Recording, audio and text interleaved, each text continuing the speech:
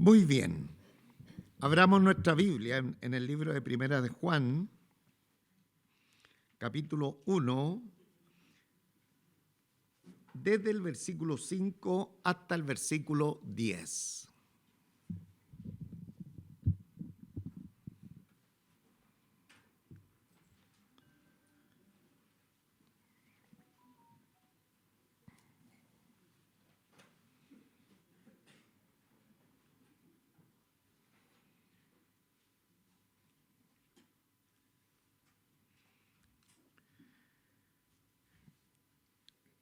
Primera de Juan, capítulo 1, desde el versículo 5 hasta el versículo 10.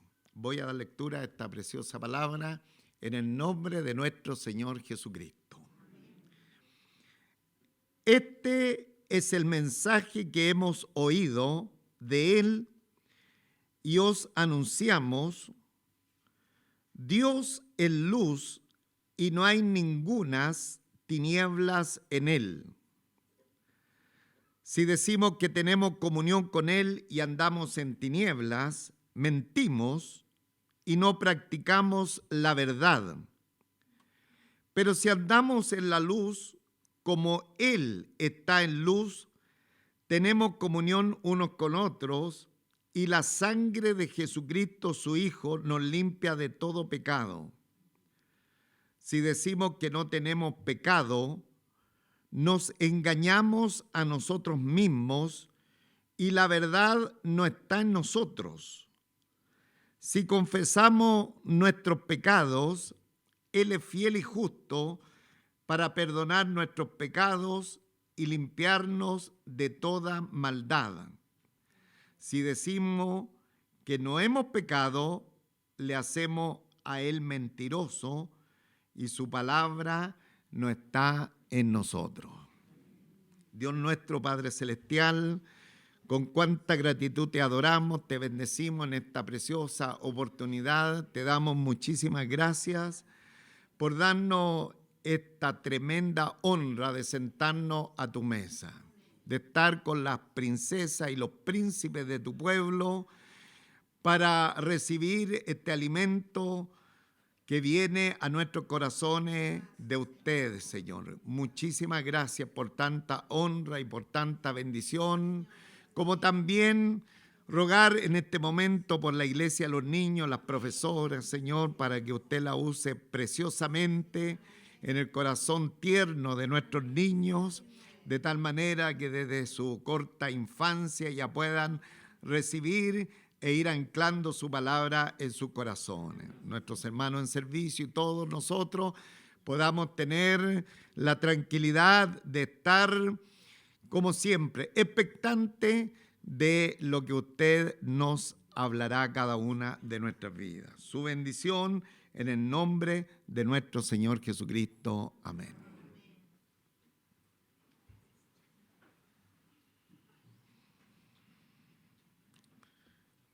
Antes de iniciar, ¿no es cierto?, la exposición de la palabra del Señor, solamente hacer dos precisiones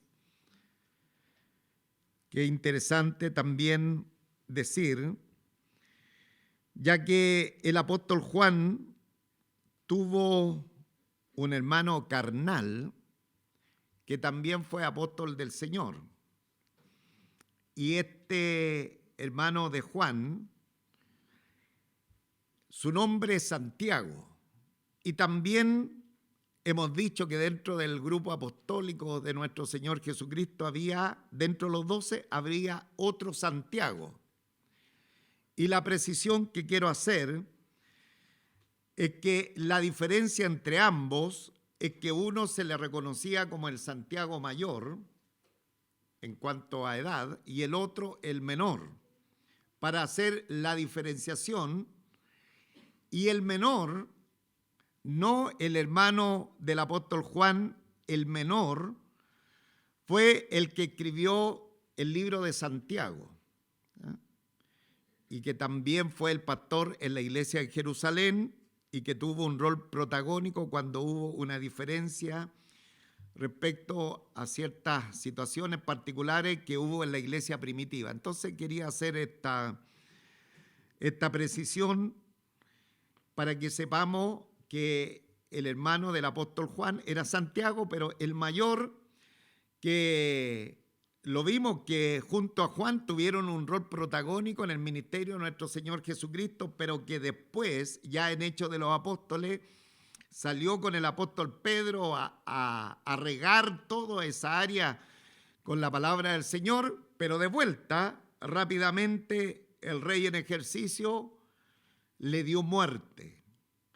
Y este hermano mayor del apóstol Juan fue el primer mártir que tuvo la iglesia del Señor por causa de la predicación del evangelio. Entonces, el otro Santiago, el menor, sigue, ¿no es cierto?, en su ministerio junto, ¿no es cierto?, a los demás apóstoles, y él se transforma después en el protagonista de la iglesia en Jerusalén y también el autor de la epístola de Santiago. Esa es una de las precisiones que quería hacer. Y la segunda, querer aclarar, ¿no es cierto?, que siempre el Señor nos habla por su palabra. Tener esto por descontado. A pesar que Dios es ilimitado, Dios se puede manifestar de una manera insospechada para hablarnos. Y es así que en el Antiguo Testamento Dios habló de diferentes maneras. Por ejemplo, vemos que Dios está hablando desde el monte Sinaí con una voz tronante, con una voz potente hacia su siervo. También vemos que Dios le habló a Moisés desde una zarza ardiente. Y así empezamos a encontrar en la palabra del Señor diferentes maneras que el Señor se relacionaba con los suyos. Y dice el libro a los Hebreos que al final de los tiempos, en el capítulo 1, versículo 1, que el Señor ahora en estos tiempos nos habla a través de nuestro Señor Jesucristo.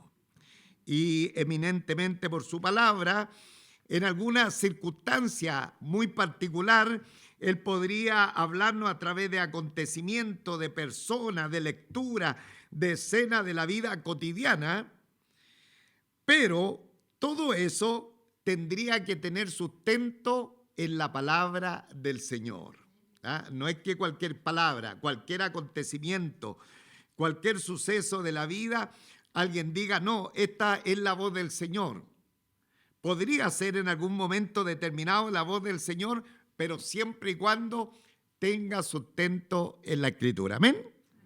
Entonces, Dios podría hacerlo, pero nosotros tenemos la palabra profética más segura, a la cual hacemos bien estar atentos, como una antorcha que alumbra nuestro camino. Entonces, que el Señor nos bendiga a través de estas dos precisiones que quería hacer respecto de la palabra del Señor, y seguir ahora, iniciar la enseñanza que tenemos en esta oportunidad. Vayamos por favor mirando el primer verso de la Escritura, donde nos dice, este es el mensaje que hemos oído de Él y os anunciamos, Dios es luz y no hay ningunas tinieblas en Él. La palabra del Señor, los diferentes autores sagrados nos empiezan a relatar los atributos del Señor. Y ahí el Nuevo Testamento, varios de los apóstoles del Señor y los escritores de la Biblia nos hablan de los atributos del Señor, de sus cualidades y de las actividades que Dios ha realizado a través y en todas las épocas de tiempo. Sin embargo, el apóstol Juan, a quien nosotros ahora estamos abocados, es un apóstol que eminentemente, antes de hablar de atributos de Dios, habla de la naturaleza de Dios. de cómo Dios está, por decirlo de alguna forma, está hecho, cómo en Él se depositan cierta naturaleza que lo hace un Dios grande, poderoso, sin igual, sin competencia. Y es así que en su evangelio, en el evangelio de Juan, en el capítulo 4, versículo 24, nos dice que una de las naturalezas de Dios es que Dios es espíritu. Dios es espíritu. Bueno, en el libro a los Hebreos, que no es el autor Juan, tenemos también otro atributo de Dios, de su naturaleza, que dice que Dios es fuego consumidor. Entonces ahí tenemos otra definición de la naturaleza de Dios, uno que Dios es fuego consumidor, pero respecto al apóstol Juan, que Dios es espíritu, también Juan, en esta lectura que hemos dado en esta oportunidad, nos dice en el versículo 5 que Dios, la naturaleza de Dios es que Él es luz. Amén. Dios es luz, y después, cuando estemos en el capítulo 4 de Primera de Juan, nos dirá que la naturaleza de Dios es amor. Ahora, no es que Dios esté parcelado en su naturaleza, en lo que Él es, sino que Dios es todo amor, Dios es toda luz, es Dios todo espíritu.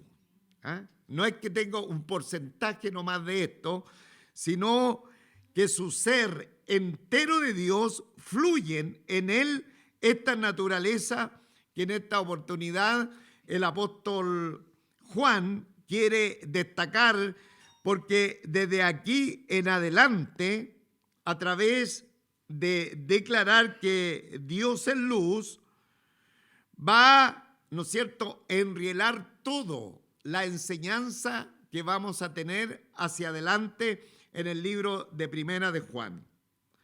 Ahora, si Dios es luz, la palabra luz es una palabra que recorre el Antiguo Testamento y el Nuevo Testamento, parte ahí en Génesis capítulo 1, versículo 3, y se despliega a través de toda la Biblia y llega al libro de Apocalipsis en el capítulo 22, versículo 5, para hablar de lo que es especialmente la luz de Dios, la naturaleza de Dios.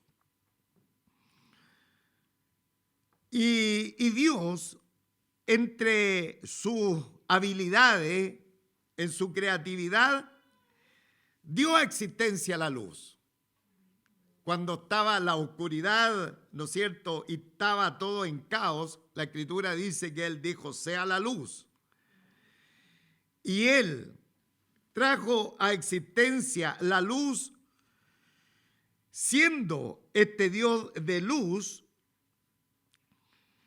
Esta luz increada trajo la existencia, la luz, y además esta luz de Dios, que para nosotros sería invisible porque Él es espíritu, ahora la hace visible en la persona de nuestro Señor Jesucristo, quien es Dios en medio de nosotros. Se perdió un buen amén. Y quien dijo, yo soy la luz del mundo. ¿Ah?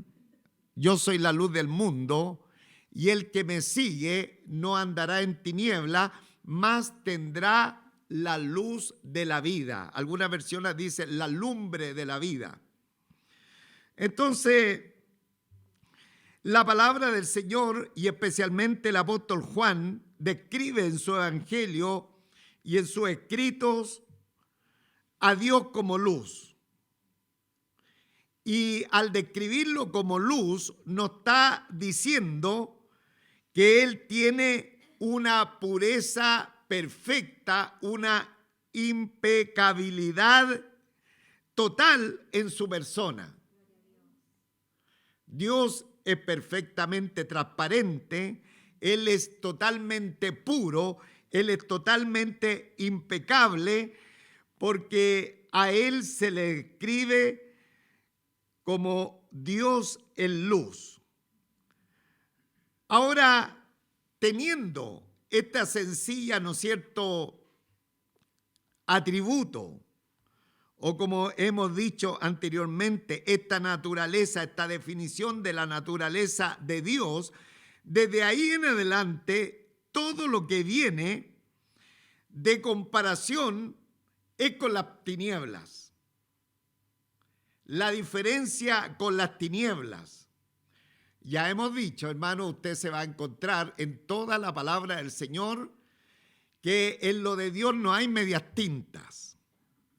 No existen las medias tintas. En este mundo en que nosotros estamos, donde somos extranjeros, ¿cuántos son extranjeros, hermano?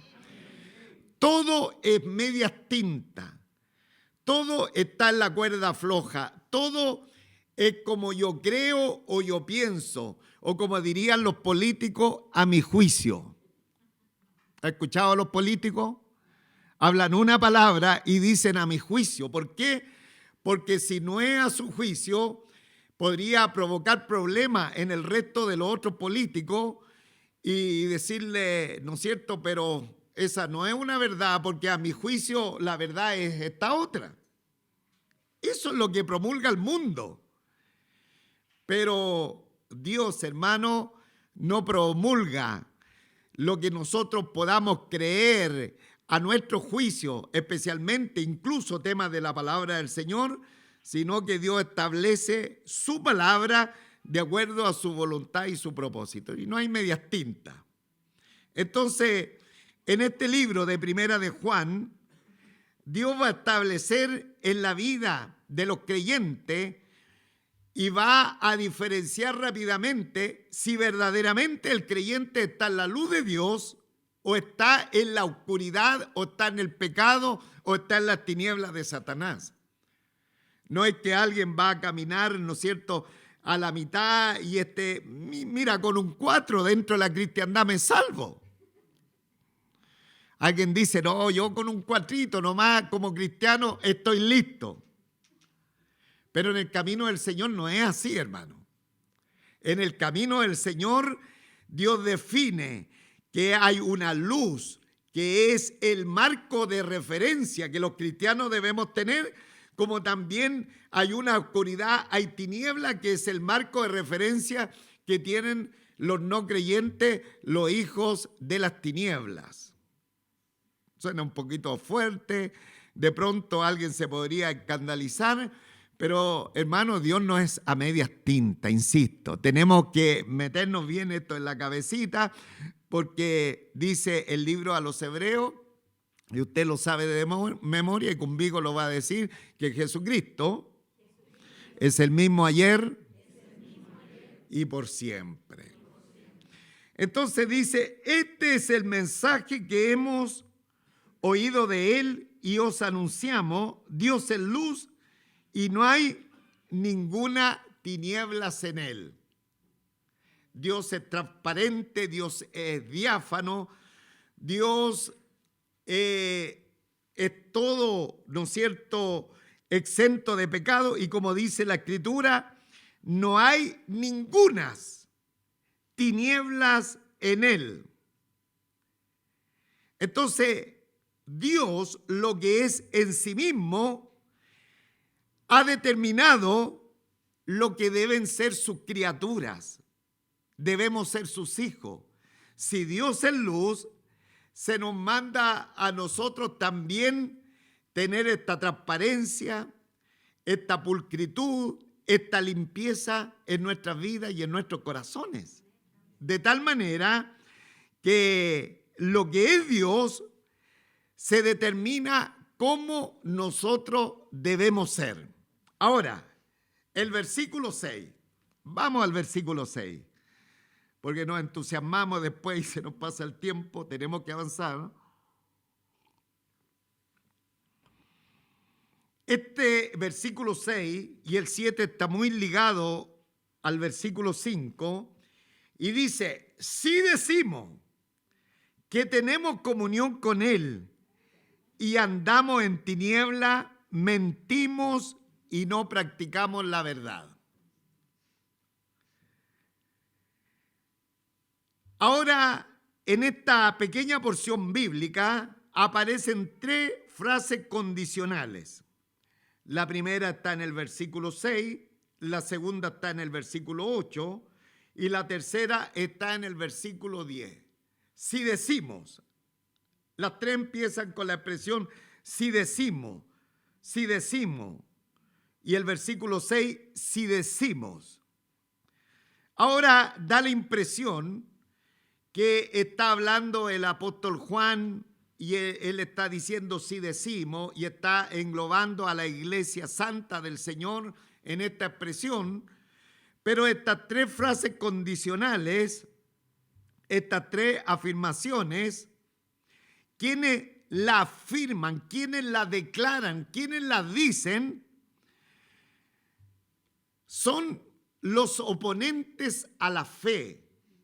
Son los falsos cristianos, son aquellos falsos maestros que como Pedro también el apóstol Juan trae la artillería pesada para ir en contra de ellos, porque esta gente le hace muy, muy mal a multitudes, a millones de personas, imaginémonos, solamente por desviar el mensaje del evangelio, millones de personas irán a la eternidad sin Dios, a pesar que ellos creen que están viviendo una vida religiosa, cristiana, cumpliendo muchos preceptos, algunos orando de rodillas 3 veces al día, ¿no es cierto? Y haciendo peregrinaciones una vez en la vida a ciertos lugares sagrados. Muchas personas dicen, yo estoy listo para la eternidad con Dios.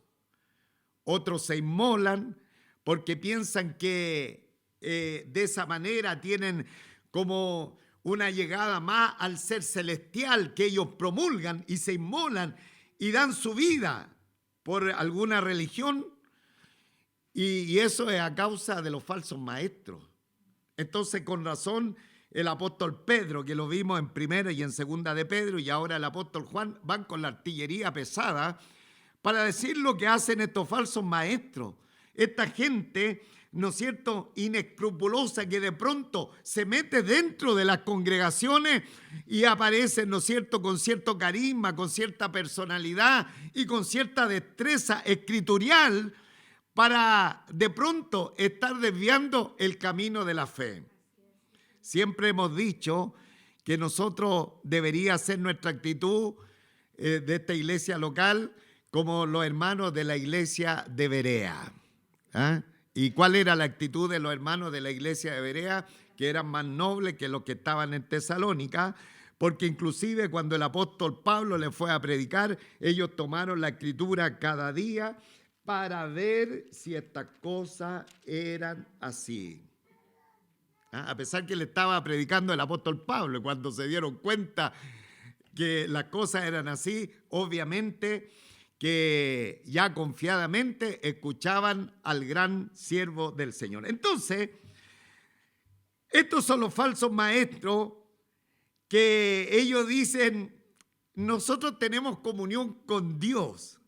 Si decimos, no es la palabra de Juan, sino la de estos falsos maestros, si decimos que tenemos comunión con Él y andamos en tiniebla, es decir, estamos dentro del Evangelio de nuestro Señor Jesucristo y un día estamos en una posición de piedad, una posición de pronto hasta física que nos hace ver como hombres y mujeres piadosas, porque estamos externamente mostrando cierta vida de piedad, pero que da la impresión que tenemos comunión con Él, pero también se anda en tinieblas. O sea, esta gente de ninguna manera estaba cerca de la luz de Dios, hermano. Ya hemos definido que lo principal, lo que va a decantar toda la enseñanza, es que Dios es luz. Sin embargo, ellos dijeron, da lo mismo, porque nosotros sí nos parecemos como creyentes y por nuestra parte hacemos la de Kiko y Caco, hacemos lo que se nos da la real gana. Y si lo hacemos de esa manera, igual tenemos comunión con Él. Pero con Dios no se puede tener comunión porque Dios es luz y la luz deja al descubierto las tinieblas. Y no sé si usted prende una lucecita en un cuarto que ha estado mucho tiempo en oscuridad y prende esa luz, todo lo que vive en tiniebla o está en tiniebla, ¡fua! ¿Sí o no? Sale porque no soporta la luz. Pero estos falsos maestros dicen, no, da lo mismo porque el evangelio, hacemos una mezclita, así como los maestros mezclan, ¿no es cierto?, la arena, el cemento, y ahí lo mezclan mucho para hacer una construcción. De la misma manera, la vida cristiana, sí andamos como que tenemos comunión con Él, pero también andamos en tiniebla. Entonces, aquí el apóstol Juan dice, si decimos que tenemos comunión con Él y andamos en tiniebla, mentimos y no practicamos la verdad. Andamos en tinieblas. ¿Ah? ¿Por qué? Porque la comunión con Dios demanda un estilo congruente con Dios, que es luz. La comunión con Dios demanda un estilo concordante con Dios. Por lo tanto, no es posible estar en comunión con Dios y también vivir una vida licenciosa a la presencia del Señor. ¿Ah? Que Él nos ayude. Es imposible caminar en la oscuridad y tener relación con la luz. Dice Juan 8:12, el libro o el Evangelio de Juan 8:12, veámoslo un poquito, si este Juanito se las trae, oiga.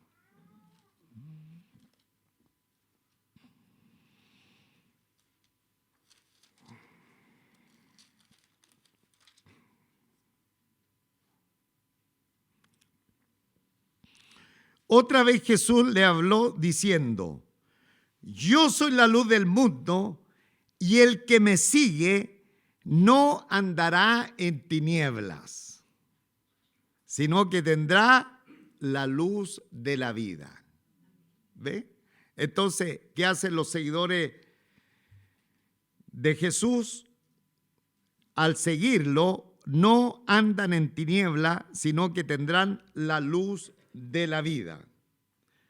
Entonces, esta gente no cristiana o pseudo cristiano dicen tenemos comunión con Él y andamos en tiniebla. El apóstol Juan le dice, se está mintiendo y no se está practicando la verdad. ¿Por qué? Porque la persona que está en tiniebla vive en una esfera totalmente opuesta a la luz del Señor. Totalmente opuesta. Insisto, hermano, no hay términos medios, no hay una nota 4 en esto. Vayamos más adelante.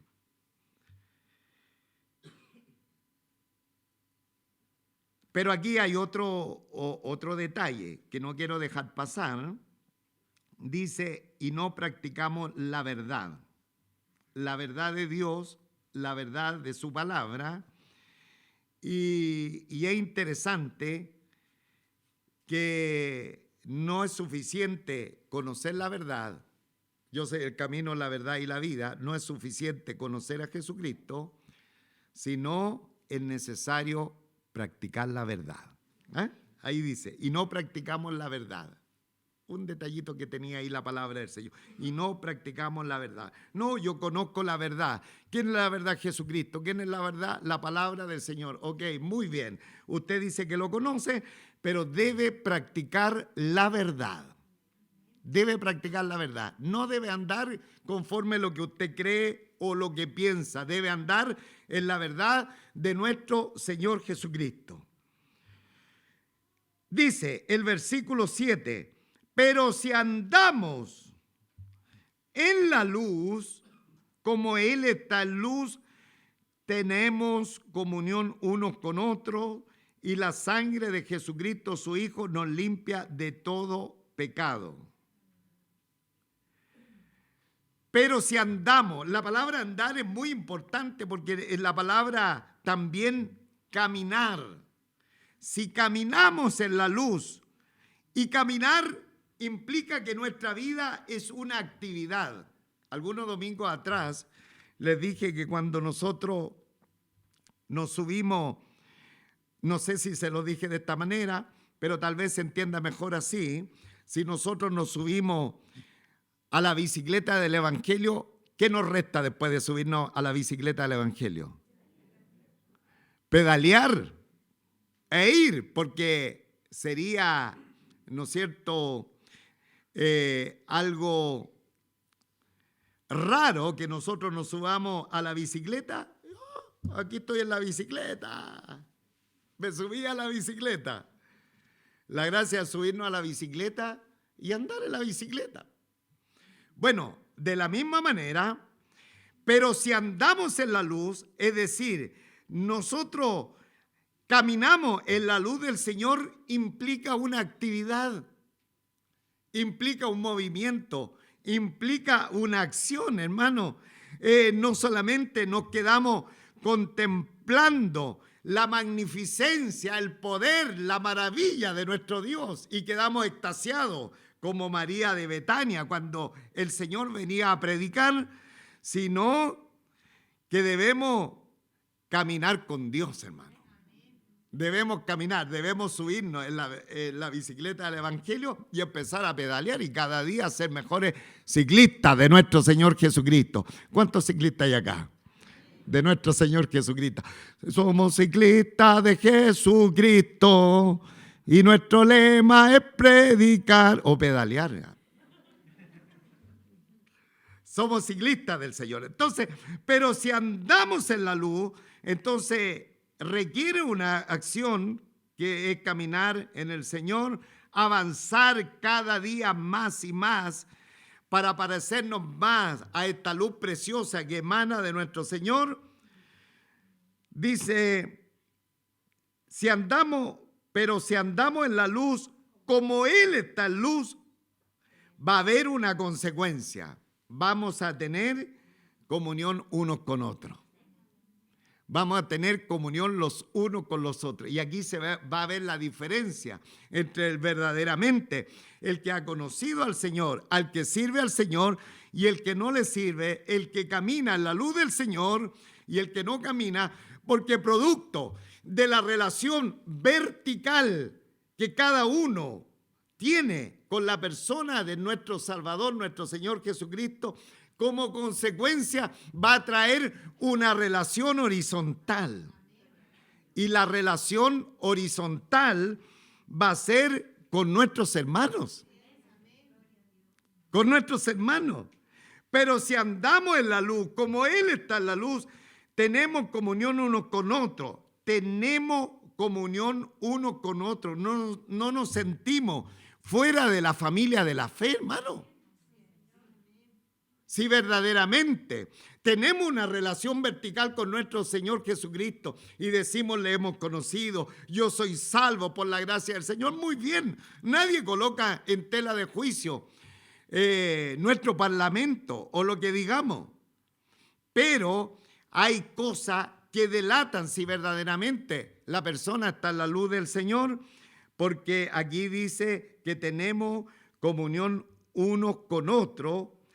Y no solamente eso, además dice que la sangre de nuestro Señor Jesucristo, su Hijo, nos limpia de todo pecado. Esto es maravilloso, esto es algo pero extraordinario, que de alguna manera meternos a la luz de Dios, a la luz de nuestro Señor Jesucristo, provoca este anhelo de comunión los unos con los otros. No nos sentimos ajenos a la iglesia del Señor. Que ellos se la arreglen. Mire, el pastor está diciendo que están arreglando ahí y allá. Que se la arreglen ellos. El pastor sabe cómo podría hacerlo. Hermanos amados, tenemos comunión los unos con los otros. ¿Qué podría aportar? ¿Qué podría hacer? ¿Dónde podría poner mi ficha para que esto sea de primer nivel para la honra del Señor? ¿Ah? Tenemos comunión los unos con los otros, nos sentimos participantes de la iglesia del Señor, pero algo fundamental, que la sangre del Señor Jesucristo nos limpia de todo pecado. O sea, la eficiencia, el resultado, la sangre, cuando la Biblia habla de la sangre de Jesucristo, su Hijo, está hablando de la muerte de nuestro Salvador, que por su muerte puede haber limpieza de pecados. Y como consecuencia de acercarnos a la luz del Señor, también nosotros quedamos en la tremenda posibilidad que su sangre, que su muerte redentora sea eficaz en la limpieza de todo pecado. Bendito sea el nombre del Señor. Bendita virtud que tiene la muerte de nuestro Señor Jesucristo, limpiar, desmanchar, sacar, como dice acá, todo pecado.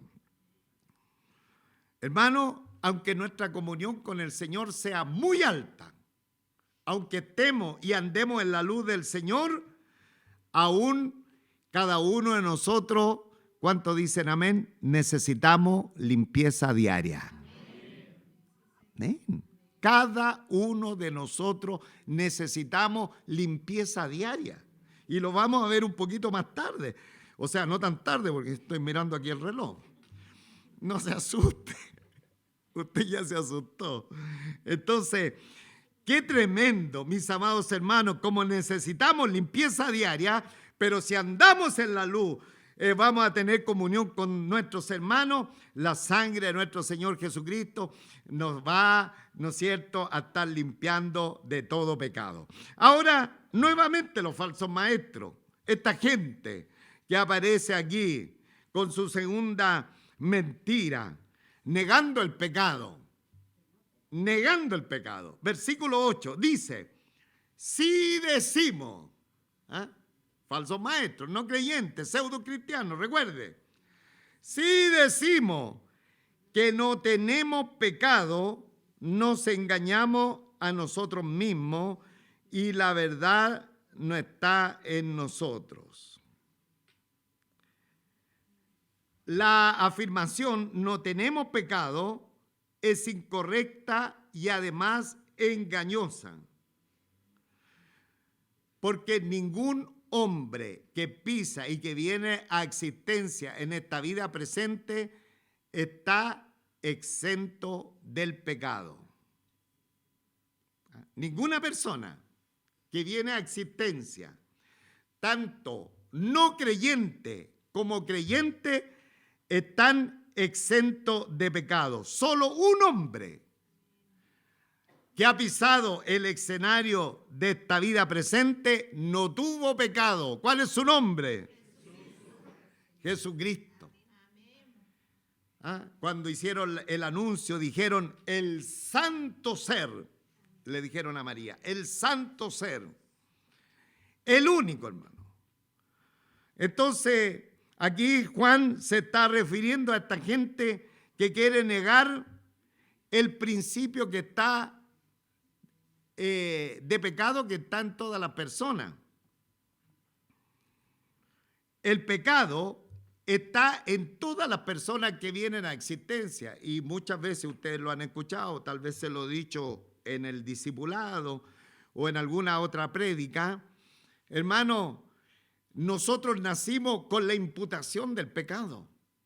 Así cuando nuestros primeros padres pecaron a la presencia del Señor y ellos eran nuestro original, ese original quedó con una mancha.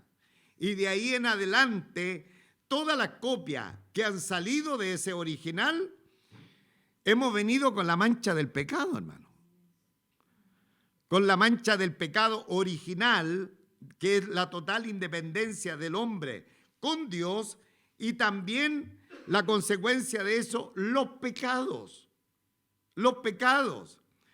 Entonces, aquí tenemos esta otra mentira que dice, si decimos que no tenemos pecado. Ahora, esta expresión puede tener dos interpretaciones: el pecado original que tienen las personas que no conocen al Señor, como también los pecados que cometemos los cristianos.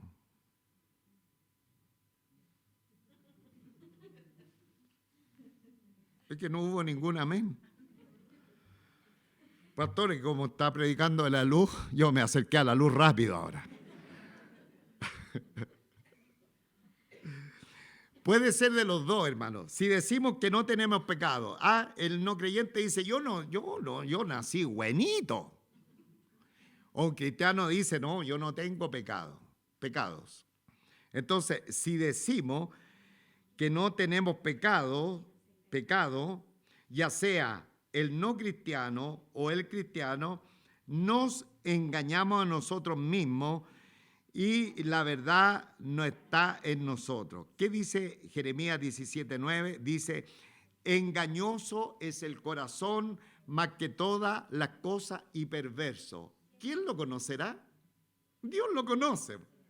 Dios conoce que el corazón era engañoso. Entonces, habían personas que tenían un apellido en aquel tiempo, pero nunca debemos confundir en esto, pero eran un grupo de gente que se llamaban los gnósticos, que enseñaban que el espíritu, el ser de la persona era libre de pecado, por lo tanto todo lo que se haga en el cuerpo da lo mismo, porque al final era libre de pecado. Entonces esta gente de seguro estaban aquí tratando de permear la iglesia del Señor, diciendo esto. Lo mismo que hoy día dice la sociedad, hermano. ¿Se ha fijado cómo defienden a la gente que comete ilícitos? Porque al final, ¿quién hace que ellos cometan ilícitos? La sociedad mala, opresora. ¿Estamos de acuerdo? Pero lo que no estamos de acuerdo, que la persona nazca como un santo, porque la Escritura dice que nace como un pecador. Como dice el salmista, si usted me ayuda en el texto bíblico, hablando de su nacimiento, como dice el poeta de los Salmos, en pecado, ayúdeme. ¿Usted sabe el texto bíblico? Sí. ¿Sí? En pecado me engendró mi madre. Si usted lo tiene por ahí, ayúdenos. Búsquelo por ahí rapidito y podemos decirlo.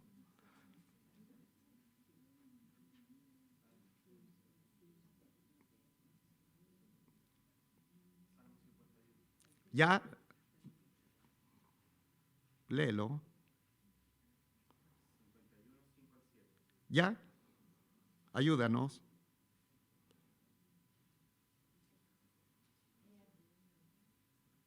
Sí, algún hermano, por favor, porque ahí me van restando tiempo a mí. He aquí en maldad he sido formado, y en pecado me concibió mi madre. Todos juntos. He aquí, en maldad he sido formado,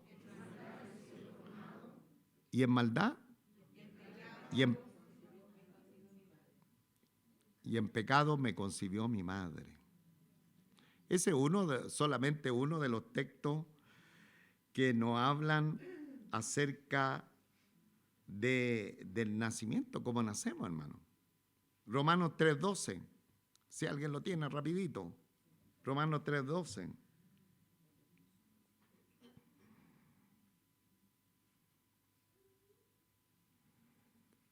¿Qué dice? Todos se desviaron, a una se hicieron inútiles. No hay quien haga lo bueno, no hay ni siquiera uno. Todos juntos. Todos se desviaron, a una se hicieron inútiles. No hay quien haga lo bueno, ni siquiera uno.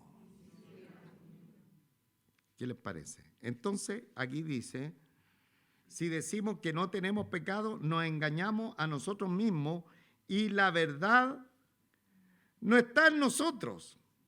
Ahora, en el caso de los cristianos, versículo 9, dice, si confesamos nuestros pecados, Él es fiel y justo para perdonar nuestros pecados y limpiarnos de toda maldad. ¿Cuándo Dios va a venir con su acción poderosa para limpiar nuestros pecados? Por ejemplo, los cristianos, cuando pecamos, cuando los confesamos. Y la confesión, claro, uno puede declarar su pecado, por decir, hoy día en la mañana, incluso en la iglesia le mentí al hermano. Ese es un pecado, hermano, que hay que confesarlo, no hay que dejarlo ahí como, ya da lo mismo, toda la iglesia no fue tan grande el pecado que hice. No, necesitamos que Dios nos perdone, porque si tenemos pecado hay consecuencias por tener pecado. Y yo tengo acá una lista, no sé si tenga tiempo para decir lo que provoca en la vida del cristiano que hayan pecado. Pero aquí la Escritura dice que si confesamos nuestros pecados, Él es fiel y justo para perdonar nuestros pecados. O sea, lo mejor que nos puede pasar es retornar a la comunión con la luz de Dios, con la santidad de Dios, después de haber pecado, confesando nuestros pecados. Y confesar los pecados es ponernos de acuerdo con Dios. Mire, confesar los pecados es ponernos de acuerdo con Dios en lo que Dios dice que es pecado, hermano. No pensar que a mi juicio lo que yo hice no es pecado. Si Dios dice, por ejemplo, que la mentira es pecado y yo he mentido, lo que debo hacer es confesar lo que Dios confiesa y decirle, Señor, tú dices que la mentira es pecado. Yo estoy de acuerdo contigo que eso es mentira y hoy día lo confieso delante de tu presencia. Estoy alineado con tu palabra, estoy alineado con tu voz, confieso, declaro lo que tú has dicho, que es pecado y que yo lo he hecho con mi vida, de tal manera que lo declaro y obviamente si lo estoy haciendo me arrepiento de aquello y como consecuencia dice que Dios es fiel y justo. ¡Qué maravilla! Él es fiel y justo para perdonar nuestros pecados y limpiarnos de toda maldad. Ahora, hermanos amados en el Señor, cuando peca el cristiano, no solamente se siente afectado él mismo, sino que también afecta la relación con Dios. Es súper importante esto, conocer, porque si bien es cierto, si verdaderamente la persona ha conocido a Cristo, si verdaderamente lo ha conocido, no se va a disolver el lazo de relación que une al Padre con ese hijo que ha pecado, pero hace una limitación de la experiencia de la relación que uno puede tener con el Señor. Cuando se peca, la experiencia de comunión con el Señor queda limitado, hermano. Y eso es terrible, porque hay varias consecuencias cuando el cristiano peca. Por ejemplo, y no confiesa su pecado, la mente del cristiano empieza a andar en tinieblas. Versículo 6, ya lo hemos visto, no volvemos, pero solamente decimos ahí, si decimos que tenemos comunión con Él y andamos en tinieblas. O sea, cuando se está pecando, empieza la persona a andar en tinieblas, hermano, o sea, totalmente opuesto a la luz, donde se nos manda a andar. La consecuencia de pecar, hermano, es la pérdida del gozo. Y uno de los elementos más importantes que hablamos el domingo pasado era el gozo del Señor, como un regalo que Él ha implantado en nosotros para enfrentar todas las circunstancias adversas de la vida. Sin embargo, Cuando el cristiano peca, pierde el gozo. Y es la razón que cuando el rey David pecó, él gritó desesperado delante de la presencia del Señor: vuélveme el gozo de tu salvación. Porque sin el gozo del Señor seríamos los cristianos más desabridos de la vida, hermano. Pero eso pasa cuando el cristiano peca. También cuando se peca se pierde la comunión con el Padre y con su Hijo Jesucristo. Se pierde también la experiencia del amor de Dios. La persona no se siente amada por el Señor. También cuando se peca se pierde la paz, hermano. Imagínense lo que implica perder la paz en estos tiempos tan convulsionados, perder la paz de Dios, que Él la trae como un regalo en la salvación. También cuando se peca, se pierde la confianza en Dios. Se pierde la confianza en Dios, y también cuando se peca, se pierde la confianza aún en la venida del Señor. Todo esto yo lo tengo con citas bíblicas, pero solamente por tema de tiempo he hecho una pincelada, lo que provoca el pecado en la vida de los creyentes. Por lo tanto, hermanos, cuando nosotros como creyentes pecamos a la presencia del Señor, debemos que, como dice aquí el versículo 9, confesar nuestros pecados, decirle: Señor, nos alineamos a ti y a tu palabra, que dice que esto es malo, que esto es pecado, que esto te deshonra. Y yo me alineo a ti y confieso mi pecado y me arrepiento de ello. Y el Señor, Él es fiel, todos juntos, Él es fiel y justo para perdonar nuestros pecados y limpiarnos de toda maldad. Sería torpe, hermano, seguir en el pecado, porque el pecado trae todas estas mínimo 7 consecuencias que le he enunciado y que nos apartan de este Dios que es luz. Finalmente, ya termino, si decimos, ahora de nuevo salen estos, los mismos del versículo 6 y el versículo 8. Si decimos que no hemos pecado, le hacemos a él mentiroso. Si decimos que somos blancas palomas. ¿Ah? Eso es lo que está diciendo este apóstol Juan. Si decimos que no hemos pecado, le hacemos a él mentiroso, muy parecido al versículo 8. ¿No?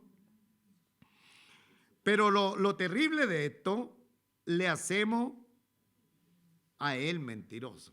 O sea, somos tan osados para decir que Dios es mentiroso, que Él está mintiendo. Y como Él está mintiendo, yo no tengo necesidad, y ahí vienen las personas, no tengo necesidad de un redentor, porque no tengo pecado. Hermano amado en el Señor, el no creyente necesita un redentor. ¿Pero qué hace? Dice: yo no peco, no, yo no fumo, yo no tomo. ¿Qué otra cosa así de esos pecados? No me drogo, por ejemplo, no hago nada. Una esposa hablando, ¿no es cierto?, de su transformación. Yo no fumo, yo no tomo, yo no me drogo, nada. Pero cuando llega su marido a la casa le tira los platos ahí cuando se enoja.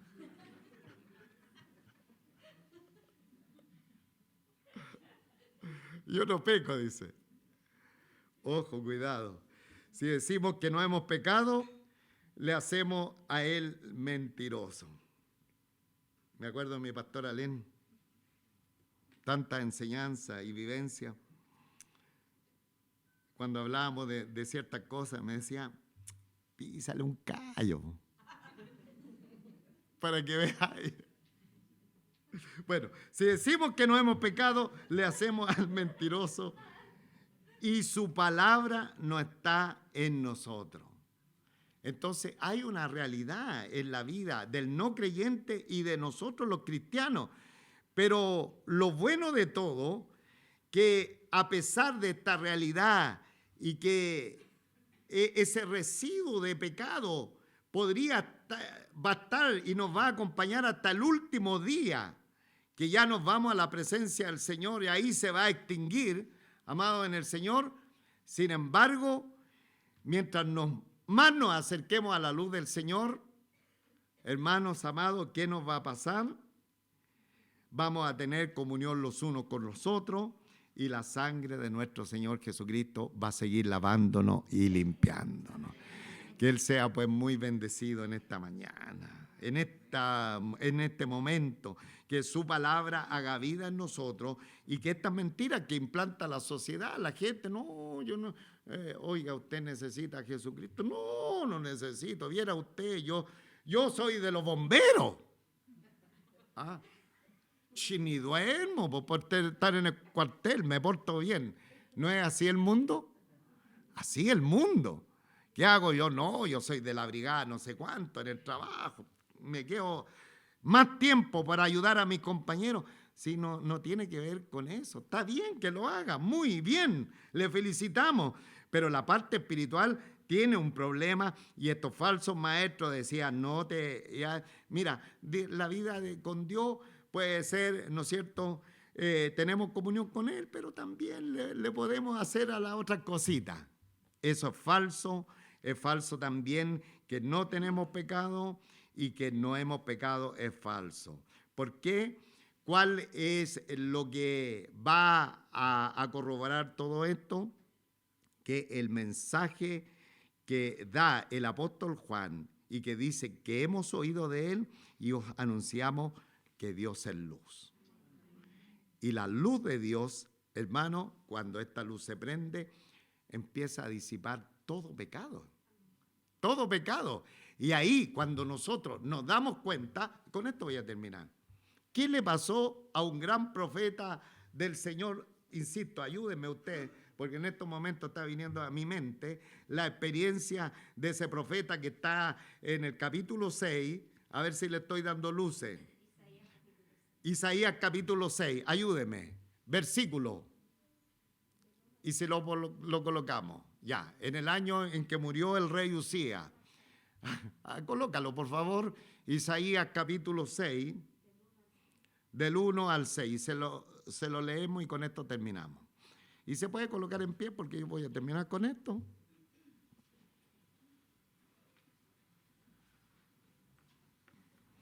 En el año en que murió el rey Usías, vi yo al Señor sentado sobre un trono alto y sublime, y sus faldas llenaban el templo. Dale, yo te digo cuándo. Por encima de él habían serafines, cada uno tenía 6 alas, con dos cubrían su rostro, con 2, me lo cambiaron, por 2 cubrían su rostro, con 2 cubrían sus pies y con 2 volaban. Y el uno al otro daba voces diciendo, Santo, Santo, Santo, Jehová de los ejércitos, toda la tierra está llena de su gloria.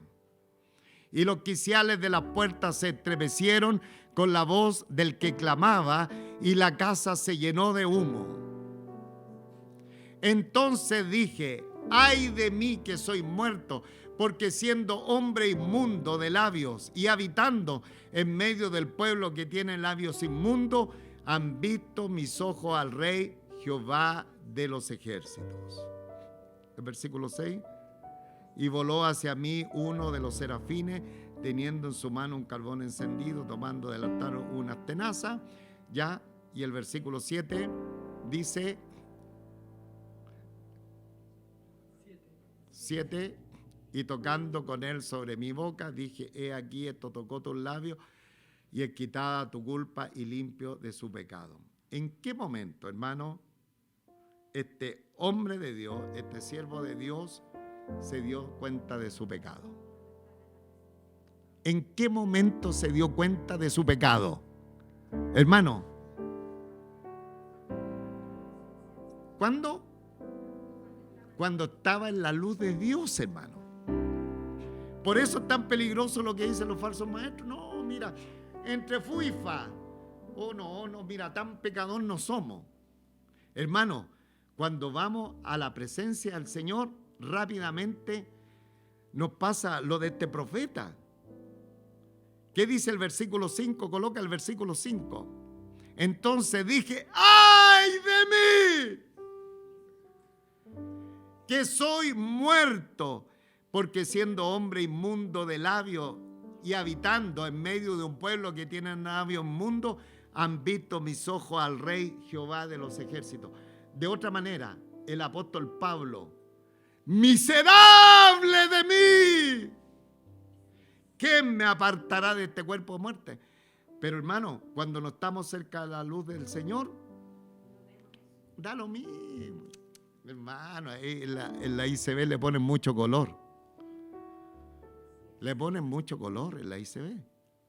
No, porque hermano, cuando nos acercamos a Dios que es luz, todos los días estamos compungidos en nuestros corazones porque somos miserables, porque hay un residuo de pecado. Y lo único que nos va a zafar de esto, cuando el Señor nos lleva a su presencia de tal manera que en un santiamén ausente del cuerpo, vamos a estar presentes con el Señor, porque ya no va a estar este pecado, este residuo de pecado. Entonces, esa es la enseñanza. Acerquémonos cada día más al Dios de la luz, al Dios santo, al Dios todopoderoso, y cada día vamos a ir en arrepentimiento, en contrición en nuestros corazones. Vamos a sentir la miseria que hay en nosotros y nos vamos a dar cuenta cómo el pecado afecta nuestra vida, pero que sin embargo, cuando nos acercamos al Señor, la sangre de nuestro Señor Jesucristo nos lava y nos limpia de todo pecado. Padre nuestro, Padre celestial, con cuánta gratitud te adoramos, con cuánta gratitud te bendecimos en esta hora. Te damos muchísimas gracias por la palabra revelada que tenemos ahora en esta oportunidad. Oh Señor de los cielos, gracias mi buen Dios, cómo tú nos vas previniendo de la moda, de lo que hablan los hombres, inclusive de lo que hablan los pseudo cristianos, aquellos que tienen apariencia de piedad, pero que vienen cambiando los parámetros de tu palabra. Aquí nos habla de grandes realidades. En primer lugar, que tú eres luz y que no tiene ninguna congruencia con las tinieblas. No hay ninguna afinidad, por lo tanto, o es blanco o es negro, o como dice también el apóstol Juan en Apocalipsis, o estamos ardiendo, o estamos fríos, pero de ninguna manera tibio, porque el camino a medias tintas para ti es un vómito, te vomitaré de mi boca. Ayúdanos cada día a acercarnos más a ti, porque cuando nos acerquemos, la experiencia del profeta Isaías y la experiencia del apóstol Pablo serán nuestras propias realidades, y sentiremos cómo necesitamos el perdón, cómo necesitamos la confesión, pero también experimentaremos la limpieza de nuestros pecados. Bendito eres, Señor, te alabamos, porque tu sangre redentora, es decir, tu muerte en la cruz del Calvario, es potente, es eficaz para seguir limpiando cada uno de nuestros pecados. Bendito eres Dios. No es que nosotros vamos a andar pecando todos los días, ya no lo hacemos como cuando no éramos cristianos, pero muchas veces Satanás y nosotros mismos permitimos estas licencias. Señor, ten misericordia de nuestras vidas y ayúdanos a estar en la luz de nuestro Señor Jesucristo. Bendice tu palabra en nuestro medio, en nuestros corazones, por Jesucristo nuestro bendito Salvador. Amén y amén. Gloria a Dios.